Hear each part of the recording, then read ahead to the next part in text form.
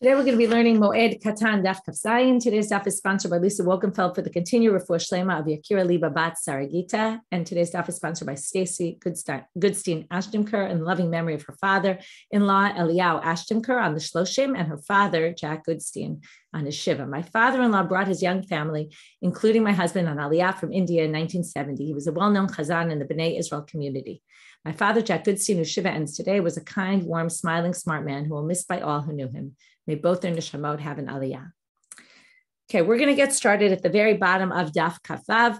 We have a very interesting daf today with all sorts of different minhagei avilut. As we've been continuing, we're going to continue on. Ha'olech mimakom lemakom. Let's say you're on a business trip. Now, we're not talking business trip like nowadays. Okay, you took a flight somewhere, you come back. But here we're talking about you went to sell your wares somewhere, and it's a big deal. You bring all your stuff, you carry it on donkeys, and you finally get to the place where you're going to sell them.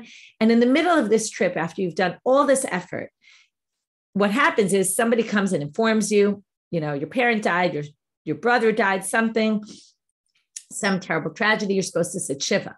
So now, if you remember, we learned that you're not allowed to work when you're a mourner. So the question is, what are you supposed to do? Okay, there's a few different interpretations of these next two lines, but if you can minimize how much work you're doing, okay, and basically say, listen, I don't really have to sell all my stuff now. It's not going to be a huge loss. This seems to be, although there's a debate about whether this seems to be in the category of davar ha'aved, right? It's a financial loss. So if it's going to be a financial loss, right, then you don't have to. But if you can minimize, then minimize. V'im lav, and if you can't, then what do? Yigalgel imahem, which again, there's many different interpretations. But Rashi here says, the Rashi that's printed here, that you don't do it business on your own. You do it like you go into partnership with someone and you say, listen, can you sell my stuff? And we'll split the proceeds or something like that. So you try to find other people that can kind of do it with you, for you. Again, if you say it's davar ha'aved, then theoretically you should be allowed. So it's a bit of a debate exactly what's going on here. It's a bit of a debate about what exactly it means. Yigalgel imahem. Tanu Rabbanan. We're now going to talk about this interesting minhag where people would turn their beds upside down. So when do we start doing this? Now, really, some people say they're really talking about when, in general, the morning practices begin. And this is just an example, and why they choose this example, same reason why we had this last time. Because if you remember, we talked about this in the context of Shabbat. And it's one of the few things that are, that everyone notices. You would only do this if you're a mourner, as opposed to taking off your shoes. You might decide you want to walk around without shoes on, not only because you're a mourner, but this is something that's clear sign of mourning, and therefore they specifically use this example, but as an example for all of them. So when do morning practices begin? When we take the dead out of the door, meaning on the way to the burial, already then you start turning over the beds in your house. I don't know exactly how you do that if you're taking the body out, but I guess you have somebody else in your house that takes care of that. Rabbi Yoshua Omer, Mishi Yisatem Hagolel. This is a term that comes up in a lot of different places. We've had it before. Every time it comes up, same machloket about how you define this. What does it mean? So some people say that we're talking about covering the coffin. Okay, when they bury the dead, they would then cover the coffin or cover the grave, the spot where the person's buried, and they would put something over it. That's kind of finish the burial. Some people say we're talking about the burial caves. And what they would do is they had a big stone that went and covered the opening of the burial cave. And that's what we're talking about, not the coffin itself. It's a little bit later in the process when they would leave the burial cave and then put this stone up to cover it up. So there's a debate exactly what we're referring to, but either which way, it definitely has to do with when the burial is finished. And in fact, if you notice, if you have a regular Gemara in front of you, there's a little bet there. That bet tells you this is the way we hold, and that's why our burial practices really begin when the burial is finished. Right? We no longer have burial caves, but it basically means when the burial is over. Now we have this machloket, Rabbi Eliezer, Rabbi Yoshua. So Rabbi Eliezer says when the body leaves the house. Rabbi Yoshua says at a later stage, at the end of the burial. Well, Maaseh Shemet Rabban Gamliel as a Kana. Remember the relationship between Rabban Gamliel and Rabbi Yoshua. Remember they got into that whole big fight, and Rabban Gamliel gets kicked out because he embarrassed Rabbi Yoshua, and it was all over this debate they had between them. So anyway, when Rabban Gamliel dies, as soon as he leaves the house, Rabbi Eliezer says, the body leaves the house, Rabbi Eliezer says, everybody turn over your beds. Remember, when a big Talmid Chacham like Rabban Gamliel dies, everybody turns over their beds. So then what happens?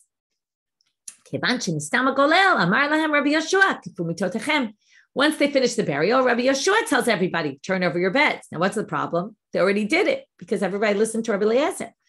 And he obviously didn't know that Rabbi Eliezer had told everyone. He was going by his opinion. Amrulo, they said to him, Far kafinu al pi zaken, we already did it based on the zaken and based on, I guess, Rabban Gamliel held like Rabbi Eliezer. So even at Rabban Gamliel's death, they're having a debate basically between Rabban Gamliel and Rabbi Yeshua. Tanu Rabbanan. Another bright. We're still talking about this Kriyat Mitah. At the very end of the sugya, I'm going to talk about why we don't do this anymore. So he says, from when on Erev Shabbat do we turn the beds back over? Because remember, on Shabbat, you can't do anything public. And this is public because everyone will come into your house and notice that your beds are upside down and know that you're doing it because of Avelut. There's no other reason you would do it.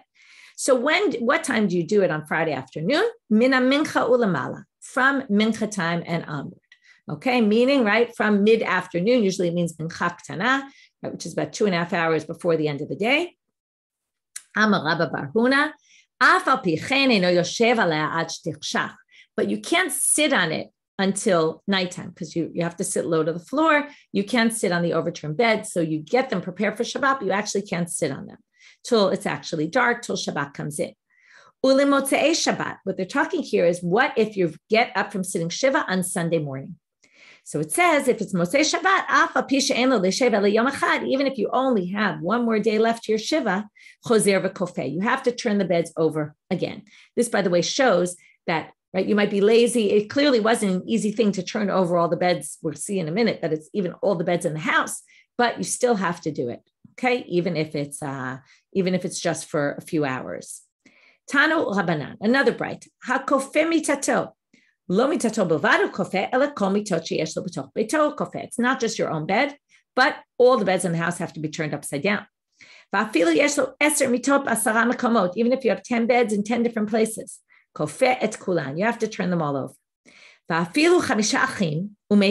there are 5 brothers and one of them died, and each one lives somewhere else, Kulan kofin, everyone in their own house has to turn over their beds. It's not like you could say just where they're sitting Shiva or just, right? Everybody has to turn over all their beds. We're now going to see a few exceptions. Until now, we've been assuming the beds were meant for sitting, lying down, sleeping. But now, if it's a mitam miyuchedet lekelim, it was specifically used for vessels, meaning it was a storage table. Okay, there's tables people use just for items, not for sitting on. So not a table, but right, they use them as tables. That's clear, right? I actually remember when I went on a trip and I was in Vietnam. And in Vietnam, we went to someone's house. We met somebody who was a designated Vietnam War hero from the other side. And he was very old. And he basically lived in this bed. He did everything in the bed. He ate in the bed.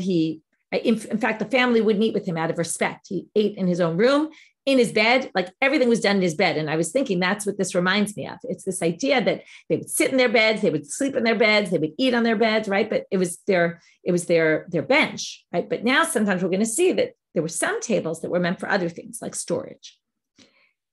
Then ein sarich lichvotah, because it has to be a bed that was meant for sitting or lying on. Dargash, which we're going to see soon what a dargash is, it's another kind of bed. Matir et karbita v'vuhu nofel me'elav. If you remember, we learned about the beds. We learned that we had the warp and the woof, and that we would have, right, this crisscross of ropes going in both directions. It was basically a base in which there was a crisscross of ropes. You can look at the pictures for today. They'll help you see. That's a regular bed.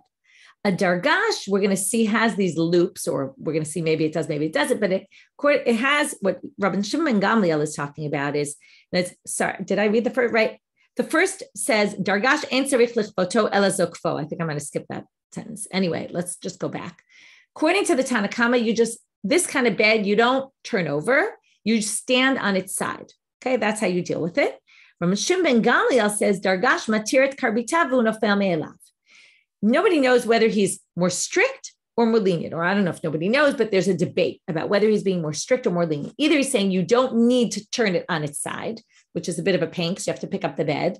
You can just undo the loops. So now we're going to have a dargash, obviously some sort of bed with something in the middle, and it's attached with loops. Instead of saying it's a rope that we string around, it's attached with loops somehow. You just loosen the loops, the whole middle falls out, and that's sufficient. Another way of looking at him is that he's actually being more strict. He's saying it's not enough to put it on its side. You actually have to also take out the whole inside of the bed. So whether he's being more strict or lenient, we don't know, but he clearly disagrees with Tanakama. Now the Gemara says, my dargash. We're going to have one answer of Ula. We're going to raise several questions. Every time we're going to raise a question, the Gemara is going to say, oh, that's not a question, but I have a different question. Oh, that's not a question. I have a different question, but we are going to end with the difficulty on Ula. So right now, and then we'll bring a different interpretation of what a dargash is. So Amar Ula, Arsa Degada. Okay, what is Arsa Degada? That doesn't really help us. Arsa, our eres is a bed. Degada means it was a good luck bed. It was a bed that nobody used for sitting on. It was used for good luck. To which Amar le Rabba says, what are you talking about? Elameata gabe melech. You're saying nobody sits on this bed in general? Well, what about a king? A king, it says, if a king is sitting Shiva, Ditnan, there's a Mishnah that says, it's not appropriate for the king to be lower than everyone. So if the king's sitting Shiva, he sits on the dargash, everyone else sits on the floor. Now, how could the dargash be this good luck bed? Because doesn't make sense that we never sit on the bed normally, and now it's Shiva and the king's going to sit on this. If it's a bed that wasn't meant for sitting on, it was meant for this mazal, right? Good luck, like a skula bed. If that's the case, why would the king be sitting on it when he sits Shiva? We don't just all of a sudden take something you never sit on and use it for sitting on. To which Rav Ashi says, that's not a question. Matzkefla Rav Ashi, my kushya, what kind of question is that? We do all sorts of strange things when we're sitting Shiva that we don't normally do. Like, for example, and then basically he's going to say, and therefore the fact that we have this good luck bed and we're going to use it specifically for the king when he's sitting Shiva, that doesn't bother me. That's pretty normal. Just like eating and drinking is done differently when you're sitting Shiva. Specifically, he's referring to the Sudat Havra'ah, the meal when you get back that we keep referring to when you get back from the cemetery. In general, you don't have other people feeding you and other people bringing you food on a normal basis, right? Your friends bring you dinner. I wish, right? It would be nice. But your friends don't bring you dinner in a normal circumstance. And yet, right here, and not only do they bring you dinner, but you're not allowed to eat your own food. You have to eat other people's food. Soon we're going to see the source for that later today. So therefore, just because you normally don't do things and you do when you're sitting Shiva, that shouldn't bother us about the king sitting on something that's not normally used for sitting. So that's not really a question on Ula. But if you want a question, I'll give you a question. Here's a difficulty. Tanya, as we said just before, you don't have to turn it upside down. You need to just stand it up.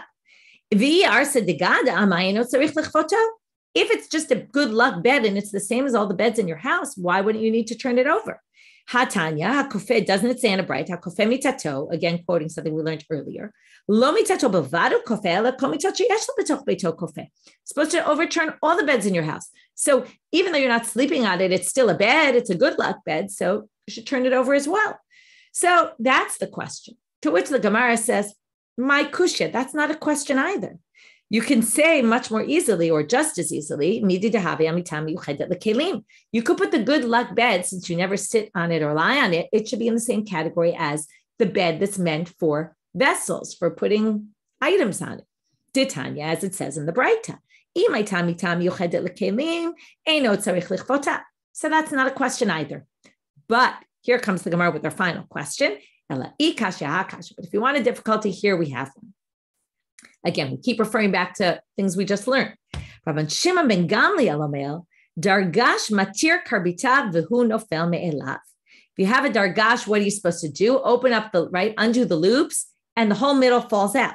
Now, Isa kadatach arsa degada. Now, we don't know this, but if you're talking about this good luck bed, my karbitini lay, it doesn't have any loops. So you can't possibly say we're undoing the loops in the good luck bed when it doesn't even have loops to undo.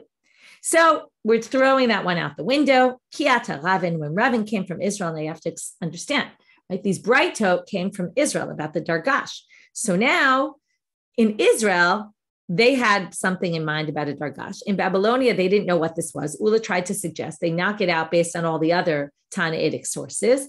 Comes Ravin from Eretz Israel. He's got the information. He says, Amar le'ahume Rabbanan. He says there was a particular rabbi who was this, Rav Tachlifa Bar Ma'arav Ashmei, Rav Tachlifa, the Eretz Israeli one, okay, or the man of Eretz Israel, okay, he was called that in his name. He often was found in the shuk of the leather people, okay, the people who deal with leather. There were different shuks. We've learned this before, right? There was the weaver's shuk. There were all different kinds of shukim. He hung out in that shuk. And he said, my dargash, arsa ditzala. It's a bed made with leather. Instead of the ropes going across, it's a piece of leather going across. Itmar nami also, Amar Rabbi Yirmiyah, dargash serugo mitocho, mitas serugal gaba. Rabbi Yirmiyah also explained the main difference between these beds. Because it was a piece of leather, what they would do is they would string it. They had in the base, the frame of the base, there would be holes and they would strap it, right? The loops would go, or the ropes from the piece of leather. You can see this in the picture, through holes in the side of the beams that are, that's the frame of the bed. That's the way this good luck bed, this particular leather bed, it wasn't a good luck bed according to this. It was just a different type of bed. So that had, and that's why Rabbi Shimon said, matir karbotav, right? You just take off those straps, those loops, and the whole thing will fall. But in mita serugal gaba, you would take the ropes and you would string them around, right? You would kind of put them in their directions, right? The two different directions, and you'd string them around the beams on the sides. That's another difference between a bed and this dargash. It was a different type of bed, okay? We still don't really understand the significance of why one gets stood up and the other one not. It has to be upside down, but that's the difference. Amar Rabbi Yaakov bar Acha, Amar Rabbi Yeshua ben Levi, halacha k'Rabban Shimon ben Gamliel. We hold like Rabban Shimon ben Gamliel that you again undo these loops. Again, it's not clear whether it's more strict or more lenient. Amar Rabbi Yaakov bar Acha, Amar Rabbi Asi, mita she'naklitea yotzin zokfa vidayo. If you have a bed that's a canopy bed, which has these big beams coming out of it, where if you turn the bed upside down, what's going to happen? It's not going to stand up because it's only got these two beams coming out and it's now standing on two beams. That won't work. So that kind of bed you also put on its side. Tanu Rabbanan, yashav al gabe kiseh. Now we're going to have a total repeat from a sugya we saw. If you're sitting on a chair, al gabe odiani dola, if you sit on an overturned mortar, al gabe karka, on the ground, lo yatsa yedei chavato. You don't fulfill your obligation this way. What obligation? Amar Rabbi Yochanan, shelo kiyem kfiyat hamita. This is not sufficient. Even just sitting low on the ground, like Avelim do, that's not a fulfillment of kfiyat hamita. You still have to overturn all the beds. So now comes the big question. Unfortunately, shut my Gemara. I have to find it now. But the Rosh basically explains why we don't do this anymore. Okay. So here's very interesting. He quotes from Yerushalmi that says, Hadar bepundak, if you live in an inn, okay, the Yerushalmi brings a braita that says this, Ein mechayvin oto lechapot, de lo lehave amrin chereshu, perush mechashef. Apparently the Gentiles suspected us of sorcery, witchcraft. And if you turn over your beds and the Gentiles see you, they're going to claim that you're engaged in witchcraft. So because of that, the Yerushalmi brings this source that says if you live in an inn where there's other people around, you're not in your own private house, don't turn over your beds because they'll be suspicious that you're engaging in witchcraft. And that obviously we all know from, witch hunts and all those kind of things, how dangerous it is, especially if, they claim that the Jews are engaging in sorcery, what could happen. So now the Rosh continues and says, Al Yerushalmi hazeh samchu b'nei Ashkenaz u'Tzarfat. The people living in France and Germany must be relying on this Yerushalmi, because what he's basically saying is, I see around me that people aren't doing this, and it must be that they're basing themselves on the Yerushalmi. Right? These people aren't doing kfiyat hamita. It must be that they're relying on the Yerushalmi. Now, why is it? Now, why does he say, even though they don't live in public places, so why? And then he testifies about something interesting in France and Germany in the 13th century, because they live among Gentiles and every day they're in their houses. Shows, right, which we know to be the case, that in Ashkenaz in Tzarfat, in France and Germany, in those days, there were very good relations between the Gentiles and the Jews, and they were often in each other's houses. Obviously, it was very good to a point because it was good in the sense that they had a lot of interaction. On the other hand, there was still this concern that they would think that they were engaged in witchcraft. So because they were often in their houses, there was concern that they would see what was going on in their house. And therefore, they took the Yerushalmi one step farther and basically stopped doing this entirely.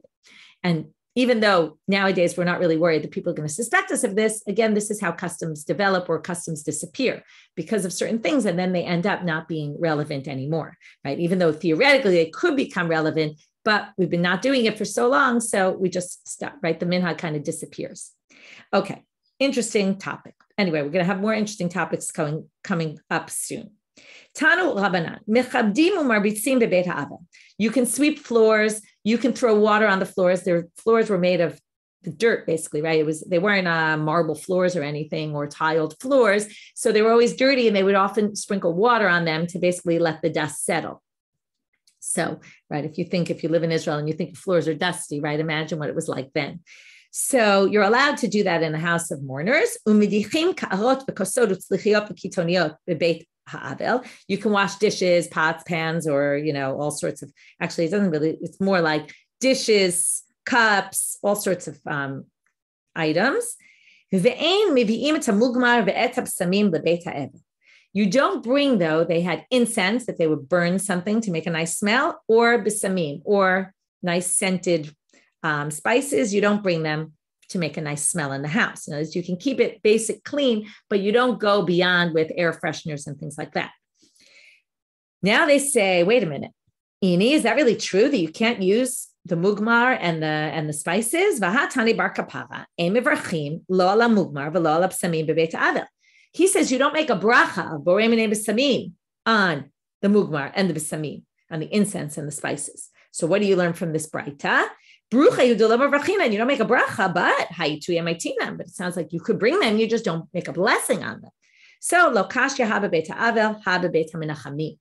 Depends whether you're in the area where just the avel goes, the mourner, or you're in the area where he entertains or she entertains people, right? If you're going to be in the area, imagine you go into a shiva house and there's a horrible stench of body odor, right? They're not washing their bodies. If you didn't have nice smelling things, it would be pretty awful. So when where they're entertaining people, you can do this. But when they're by themselves or in a place in the house where they're by themselves and nobody else comes in there, you can't put any of these fragrances. New Mishnah. Now what we're talking about is the Sudat Havra'ah. We've already talked about how people would bring food to the Avel. Now we're going to talk about what would they bring the food in. Okay, this reminds me when my husband's at Shiva, my brother-in-law's house. So at the end of the week, we had this huge pile of trays that we had no idea whose they were. Some people put a sticker with their name. Some people didn't. We had these beautiful trays. Some of them, I think, ended up staying in her house. So if anyone's missing any kind of trays, you could go by her house. I know it's been a long time, but maybe you're missing it. But there were these beautiful trays that people brought. Well, they didn't know this halacha. Okay, so here goes. Not in a nice tray. Not in a nice bowl. Kanon, and not in any sort of basket, like a nice basket. Ela bisalim, but in a simple basket. Okay, bring your stuff in the most simple thing possible. We're going to see why this is, and it's going to lead us to very interesting halachot. Ve'ein omrim birkat avelim b'moed. Okay, now our second topic of the Mishnah is what happens on Chol HaMoed when somebody dies. What, right? We know you don't sit shiva, but you do bury the person. So what about the burial? Do you do differently or do you do the same? So you don't say this bracha of the Birkat Avelim, which again, we no longer really do, but it was a bracha they said back then. Aval omdim b'shura u'menachamim. You do stand in the shura, you have the Avelim pass by and everybody says divrei tanchumim, right? Condolences.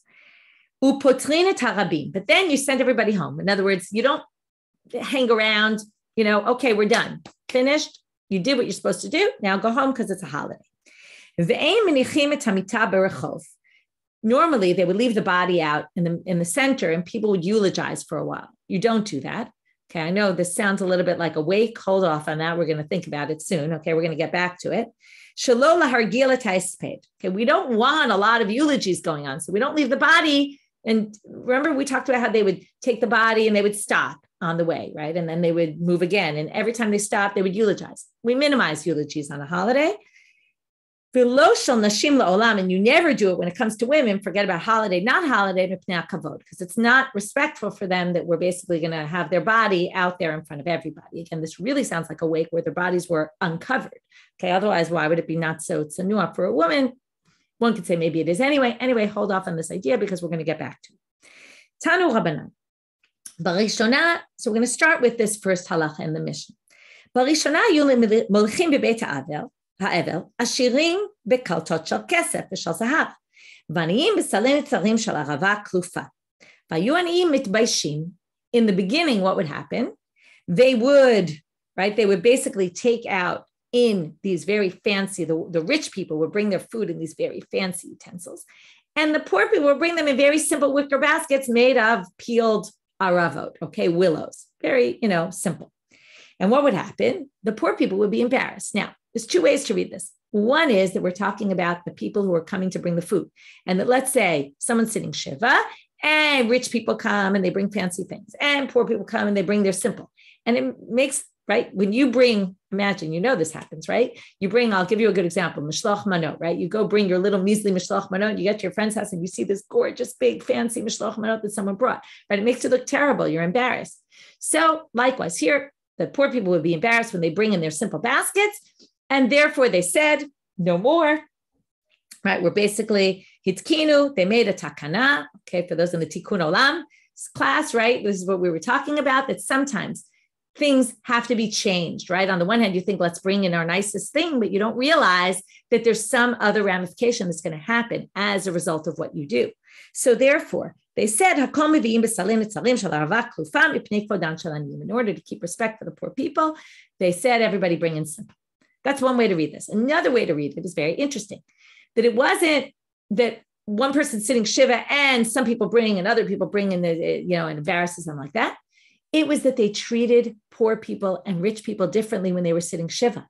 That if you go, and this also you can testify to, right? When you bring Mishloach Manot, if you bring to someone who's a very prominent person, you're not going to bring them your measly Mishloach Manot that you might bring to your next door neighbor, right? You're going to bring something fancy schmancy and, respectful for them. So when they would go when someone was sitting Shiva who was wealthy, they would bring them very nice, beautiful things. When someone was poor, they bring them very simple utensils. So they said, this isn't fair. It's embarrassing the mourners who some are poor and some are rich. And we don't want to make that distinction, right? Either which way, it's the same idea. But it's interesting about whether we're worried about and almost what was happening in society. Was it that they were treating rich people and poor people differently, which unfortunately we know is the case. And it's actually the opposite. The poor people should be getting the fancy stuff because they never get that. The rich people don't really need it. Or is it that when everyone's converging on the house and he's bringing this and she's bringing that, and it's going to cause embarrassment. Either which way, it's a very interesting thing. And it continues. Tanu Rabbanan, barishona, hayu mashkim bebeit ha'avel. They would bring drinks. Ashirim b'zchuchit levana. Wealthy people would bring them in these fine white glasses, whether white is clear, and maybe it was more expensive, the clear glass. Some people say in the clear glass, they would bring it because you could see the wine through and their wine looked great. It was a deep red wine. Whereas the aniyim b'zchuchit tzfua, colored glass, because they didn't want anyone to see inside. Or possibly it was just because they, like I said, maybe the colored glass was just cheaper. And the poor people were embarrassed. So again, they said, everybody bring it in the colored glass. Next, here's the really interesting part about the wake. Normally you think of, right, other people, they have a wake where the body is exposed and people come and visit. And we always, at least I always thought, right, not a Jewish concept. We don't do that kind of thing. But here it says, Barishona, hayu megalim pinei ashirim. They would leave open the body of the wealthy people. And people would come and, like we said before, they would, as they were kind of taking it out in the procession, everybody would see the body, and that would kind of get them, to think about the person and eulogize them. Some people think it was to increase eulogies, because it reminds you of the person by seeing them. Some people think it was to remind you, Rabbi Yechiel of Paris says that it was to remind you of the frailty of life, and how fragile life is. So what happened? They would be mechasim pnei aniyim, though. They would cover the faces of the poor. Why? Because they lived in poverty. They didn't have enough food, and their faces would be blackened, and it would be embarrassing, right? It looked gross. They didn't want people to see that, so they would cover their faces. But then all the poor people would be embarrassed because their bodies would get covered up, and everyone would know who was rich, who was poor. And that is the reason, according to the Braita here, that is why we now cover the bodies and we don't see the bodies. Another thing you're going to find interesting, they would carry them out on a fancy bed, like we talked about before. The aniyim would be on something simple, like a stretcher, which is what we use now, like 2 poles and a thing, right? And a piece of cloth on it. Again, the aniyim were embarrassed because they would be carried out on something much simpler. So they instituted everybody goes out in the same way. For the honor of the poor. We're now moving off from rich and poor. We're moving into other categories of people that would have been embarrassed by certain things. So in the beginning, people who had intestinal disease, right, like issues with their stomach, would be basically when they died from this, they basically had a terrible stench. So what they would do is they would put this mugmar, this incense burning underneath the body in order to make a better smell. The ones who were alive said, oh my God, when I die, this is what they're going to do to me. I don't want this. So right? Everyone knows what's the issue. Everyone will know that I had intestinal disease, which I guess was kind of embarrassing. So in order not to embarrass the people in their lifetime and be worried about what's going to happen when I die and how embarrassing this is going to be for me, they basically institute that. It's interesting, they're not worried about kavod hamet. They're really worried about the kavod of the people who are alive still and what they're worried about when they die. What if a woman died when she was in nida? Now, if you die when you're in nida, your clothes are tameh. So they would take her clothes and they would put them in the mikvah, okay, in order to purify them. Now, this is interesting. It's not just women who were in the status of nida at the time, which it sounds like, who would say, oh, if I died right now, they would do that and everyone would know that I was menstruating. But I assume it means really women in general were concerned, what if I die when I'm in nida? Maybe it also means women of the age that they could menstruate, that they were worried, what if I die? And then everyone's going to know it's so embarrassing that when I was in nida when I died. So therefore, they stopped doing this. It's kinu, what they do then. They basically put in the mikvah all the clothes of all women. In order, right, for the ones who were still alive, so they wouldn't be concerned. If a person was a zav, they, again, same thing. Person had gonorrhea, they would have to also take his clothes and put them in the mikvah.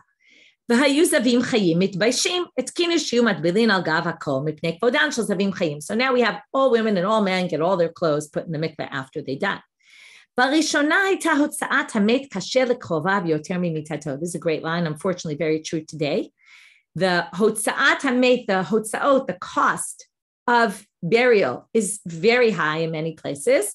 And it was so difficult for the family, worse than the death, okay? They were more struggling with how am I going to afford to bury them? Now, the issue really here, they seem to be talking about not how much it costs to buy a plot, right? Which we all know is outrageous in many places, but it's how much it costs for the tachrichim, the clothes they would put on. It was like a big deal. They would put fancy clothes on. They would spend a lot of money on it.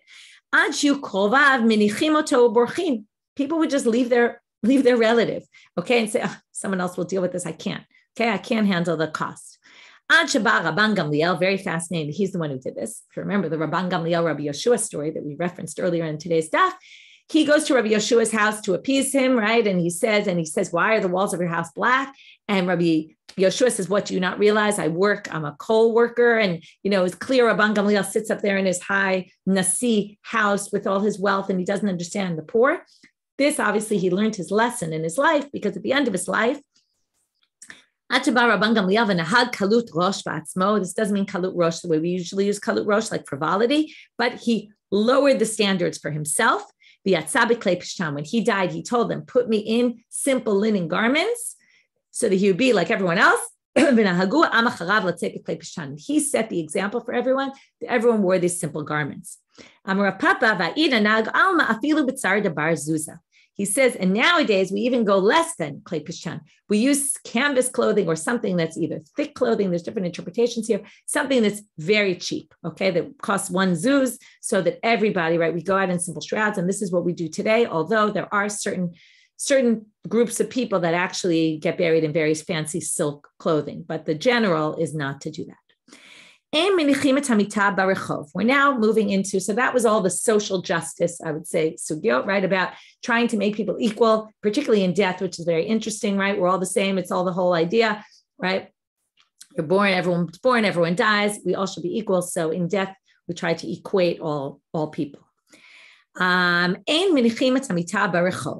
Okay, you can't put it's actually an interesting question. I just want to bring up, like, why don't they do this more in lifetime, right? So I think to a certain extent, people want to have the freedom. If you want to spend money, you can spend money, right? But the rabbis are kind of toying with that and saying, well, there's certain places where we're going to make everybody equal, even if we can't do it all the time, because it's also taking away the freedom of the people who do have the wealth. But, right, you have to maintain a balance. And in certain situations, this issue might be more important than that one. Okay, now we're getting back to Chol Moed. You can't leave the bed in the street, okay, for people to eulogize, because you don't want a lot of eulogies. So comes Rav Papa and he says, Amar Rav Papa, ein moed b'fnei talmid chacham. If it's a Torah scholar who dies, all this goes out the window. And chol sheken Chanukah uPurim. Also, right, all the more so Chanukah and Purim, if you're going to say that on a regular holiday, of course, then also. V'hane mile b'fanav. This is only, you can eulogize the person in front of them, aval shelo b'fanav lo, but not if it's not in front of them. Right? Like if you're somewhere else, the person dies in Israel and you're abroad or something like that, then you can have a lot of eulogies. Ini, is that really true? Rav Kahana was in Pumnara. Rav Zvid was from Nehardea, died in Nehardea, and he was eulogizing him in Pumnara, even though it was a holiday.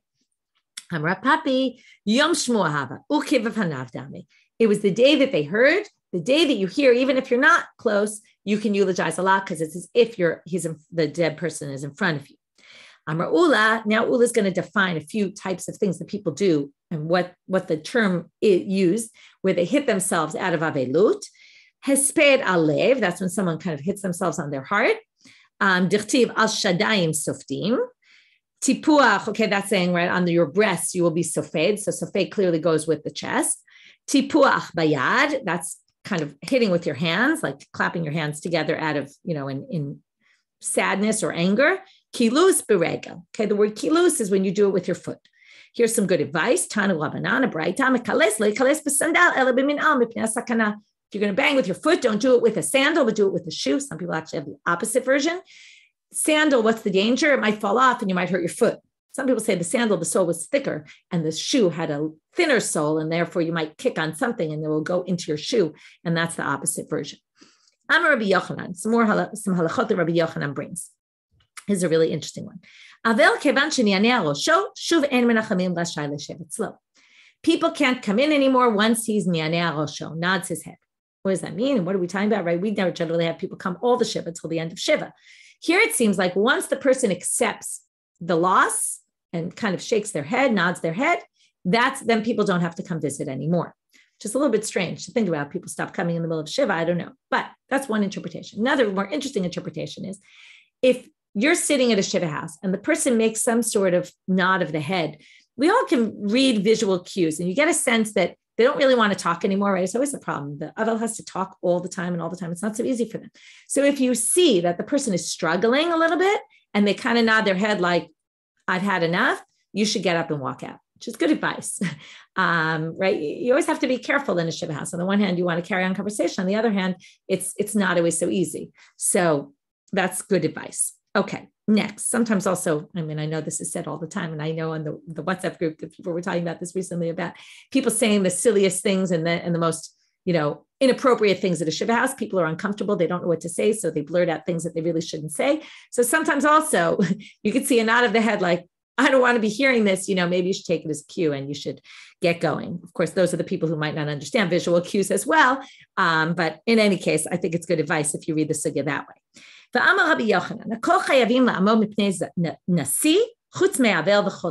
There's only two people who don't need to stand up before in respect for a nasi, and that's an avel, Why is that? Because in Avel, the whole idea of standing up in respect, like it says in the Torah, Hadarta Pnei Zaken, you should, with Hidur, with glory. And Avel has nothing glorious about them. Remember, right? Take off your glory, which is your tefillin. Nothing glorious about it, so we shouldn't stand up for a king, or doesn't need to. Choleh is sick, so can't stand up.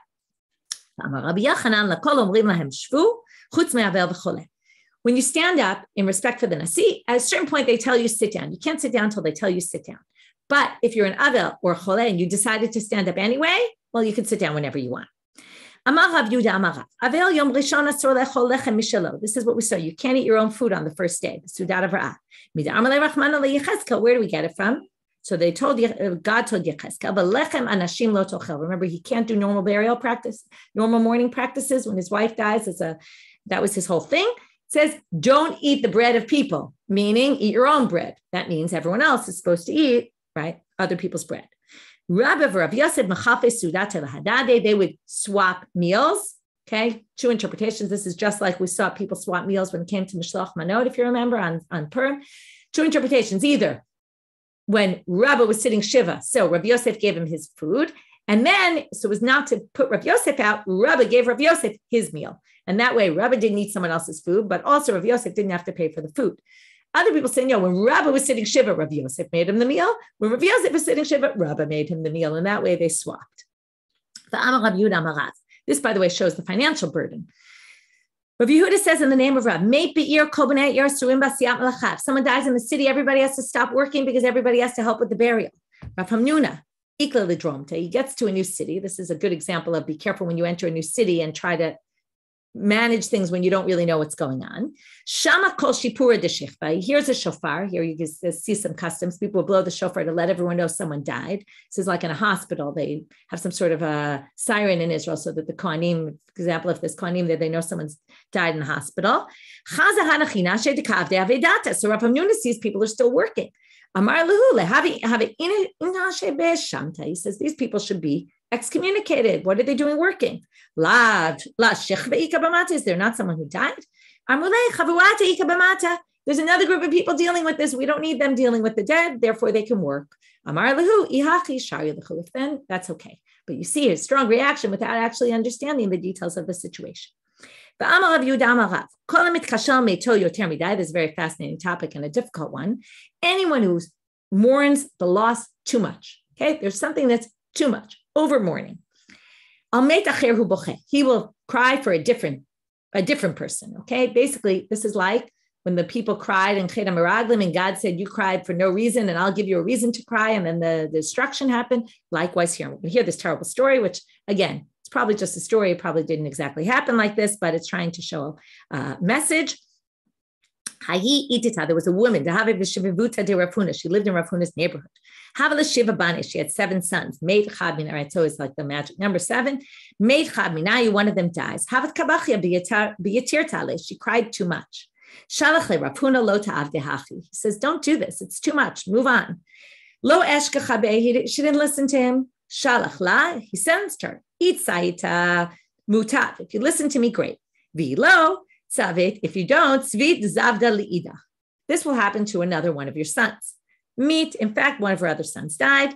Who apparently she continued in her ways, and all her sons died. L'sof amarle timur savdata l'nafshech. In the end, he said, you're going to die. Umita, and she died. Okay, it's obviously a very extreme story. The point is, right, you have to learn to live your life and move on. Obviously, it's not always so easy, especially if it's your son dying. So one can understand. On the other hand, they're saying, don't stay too much in it. It'll ultimately bring down the downfall of your family, right? This is another way of saying you have other kids to deal with, right? They'll die, meaning you won't deal with them properly if you just keep yourself only thinking about that one. You have to worry about the rest of your family. You have to worry about yourself, right? This dying might not be an actual that they died, but kind of it brought the downfall of the family. Now we're going to bring a verse that shows this. Altiv kula meit va'al tanudulo. Altiv kula meit yoter midai. Don't cry for the dead too much. Va'al tanudulo yoter mi kashiur. Okay, don't mourn over them too much. So haketzad, what is too much? Right, good question. Shlosha yamim lebechi, 3 days you cry. Shiva has paid 7, right? The whole Shiva you can eulogize. Shloshim legihutu litisporet. You're not allowed to iron your clothes and cut your hair. God says after that, don't be more merciful than me. And I obviously thought that it was their time to die, so you should learn to move on. Obviously, this is easier said than done. This is the next part of that same verse. Okay, one will cry for the one who goes. What is the one who goes? Someone who leaves this, you cry extra, it's double crying for someone who leaves this world without children because they don't leave any children behind, right? In other words, if you die and you have children, so they kind of carry on your legacy. Obviously, there's other ways of having a legacy in this world without children, but it's one of the ways that, according to Torah law, right, is seen as very high level. So, is someone who leaves this world without children. We'll see a different interpretation in a minute. Rabbi Yeshua ben Levi lo azal be'avla ela lamanda azal below bani. He would only go visit a shiva house of someone who died without children because he felt that was the biggest tragedy. Dichtiv b'cho laholech. That's the continuation of the pasuk. He will never come back because he won't have other ones to carry on his legacy. Rav Huna Amal, he didn't think that was the case. He said it's for someone who does sin and does it again. Rav Huna l'tameh, this goes according to what he says. And what's the holech? He goes and he leaves this world and he doesn't go to the next world. Because he said, it's basically made like a heter to him, to which the Gemara says, what? It's permitted to him because you do it twice. We've had this line before. Once you do it and you do it again, it already feels like it's allowed because the first time you do it, you feel like you're doing something wrong. The second time already, you feel like it's permissible, and that basically puts you in a really bad spot because you'll never stop doing it. Last line for today. Amar Rabbi Levi, Avel Shlosha Yamim Harishonim. Now we're going to more the feelings of a person. You lose someone very close to you. The first 3 days, you feel like there's a sword in between your legs, meaning death could get to you at any second. Here's the process. From 3 to 7, you feel like it's around the corner. It could get to you, but it's a little farther away. After the Shiva, already you feel like it's far away from you. You don't feel like it's coming at you right away. It's in the shuk. It's not like it's not there at all, but it's also not in your face. With that, we'll finish our interesting daf, and we will pick up from here tomorrow. Have a great day, everyone.